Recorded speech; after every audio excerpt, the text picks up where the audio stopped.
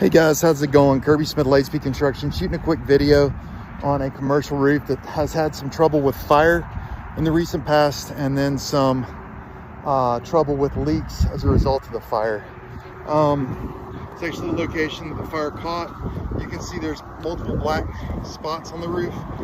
All the black spots are areas that we've sealed up after there's an engineer come out to do an inspection.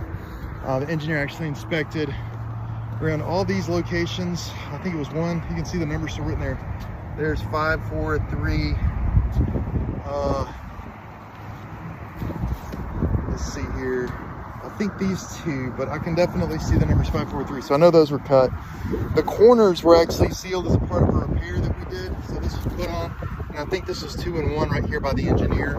I think these were all wet where he cored. There was just clearly water in the roof. You can hold it with your hands and feel it. So that would be fairly natural for that to be the case. And you can see that we did a repair here to temporarily repair the roof to resolve any sort of a water intrusion. We also did core samples here in the not too distant past. This is going to be one of them. This is approximately 10 feet. This was completely dry. This is going towards the river. I think you might also call that westbound on the building, so towards the front, westbound. Then we've done 4 more cores. They're all going to be southbound, and that'll be towards not towards the back, but towards the right side as you're facing the front. We've got 1, 2, 3, and 4 cores. The first 3 had some level of moisture. The first 2 were very wet. Actually, these 2 right here were wet, and then this one had a small level of moisture, not a lot. So we came out about 20 feet, we still had wet. So we haven't put a FLIR image on this roof, but I'm imagining that it's going to be this section right here, whatever this footprint. So it's that back probably 30 feet by about maybe 5 or 10 feet off the roof line, plus, well, back 30 feet plus another 10 feet. Anyway, let's get on to the rest of the roof. There is one other mention I've got. The edges of the roof are currently coming up. We've mentioned this to the customer. They know it.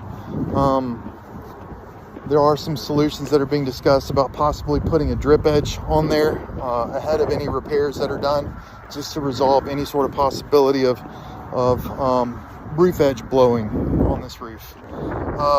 I know that this has been serviced recently. Somebody came out and screwed some metal on to keep a oversplash of water.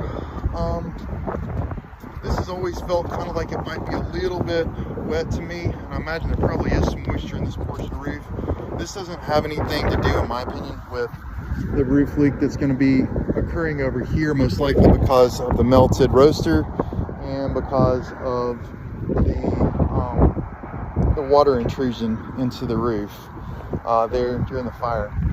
But I'm told that this has some sort of massive leak of water coming over the top. I'm thinking these folks are complaining. I know there's some work being done to stabilize the soil down below us, but I guess I'm looking, everything looks kind of normal here.